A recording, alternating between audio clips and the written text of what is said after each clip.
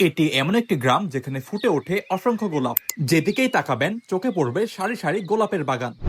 এই গ্রামটি ঢাকার অদূরে সাভারের শ্যামপুরে অবস্থিত, যা আজ পরিচিত গোলাপগ্রাম নামে।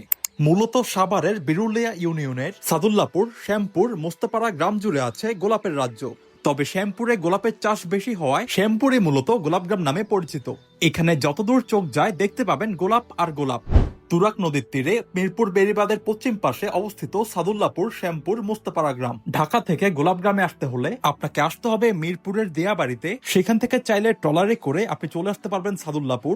আর সাদুল্লাপুর থেকে অটোতে করে জনপ্রতি মাত্র 20 টাকা ভাড়া দিয়ে আপনি চলে আসতে পারবেন শ্যামপুরের গোলাপগ্রামে। এছাড়া মেট্রোতে করে আসলে উত্তরা সেন্টার নেমে বিরুলিয়া ব্রিজ হয়ে আপনি চলে আসতে পারবেন গোলাপগ্রামে। শ্যামপুর গ্রামের বেশিরভাগ মানুষ বহু বছর ধরে গোলাপ চাষের সাথে জড়িত।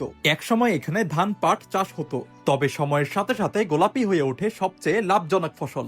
ভোর হলেই এখানকার মাঠে মাঠে ফুটে ওঠে হাজারো গোলাপ। কৃষকেরা খুব যত্নে একটি একটি করে ফুল তোলেন। এই গোলাপ শুধু ফুল নয়, এই গোলাপই এখানকার মানুষের জীবিকা, স্বপ্ন আর বেঁচে থাকার শক্তি। বর্তমানে শহরবাসীর কাছে ভ্রমণের জন্য বেশ জনপ্রিয় হয়ে উঠেছে এই গোলাপ গ্রাম। খুব অল্প খরচে ঘুরে আসা যায় এই গ্রাম থেকে। গ্রামের আঁকাবাঁকা সরু পথের পাশ ঘেঁষে অসংখ্য গোলাপের বাগান দেখতে পাবেন সেখানে গেলে।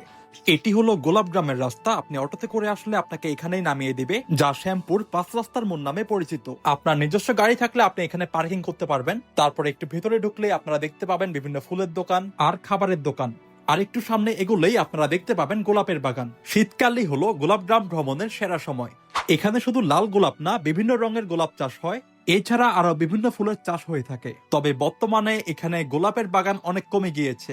আপনারা ভিডিওতে দেখতে পাচ্ছেন এখানে বিভিন্ন জায়গা থেকে মাটি কাটা হয়েছে, আর অনেক স্থানে দেখা যাচ্ছে রিয়েল এস্টেটের সাইনবোর্ড। হয়তো আরো কয়েক বছর পরেই এখানের জমিগুলোতে গড়ে উঠবে বহুতল ভবন। আর এখানের গোলাপের বাগানগুলোতে ঢুকতে হলে আপনাকে জনপ্রতি দিতে হবে 50 টাকা। আর ছবি তোলার জন্য এখানে অনেক ফটোগ্রাফার পেয়ে যাবেন। এছাড়া আমি এখানে দেখতে পেয়েছি ঘোড়া, যেখানে আপনি রাইড করতে পারবেন। তবে ঘোড়া দুটির অবস্থা দেখে মনে হলো খুবই করুণ। এখানে কেউ ঘুরতে আসে প্রিয়জনের সাথে, কেউ ঘুরতে আসে পরিবারের সাথে, আবার কেউ ঘুরতে আসে বন্ধুদের সাথে। গোলাপের বাগান কমে যাওয়ায় গোলাপ গ্রামের সৌন্দর্য অনেকটাই বিলীন হয়ে গিয়েছে।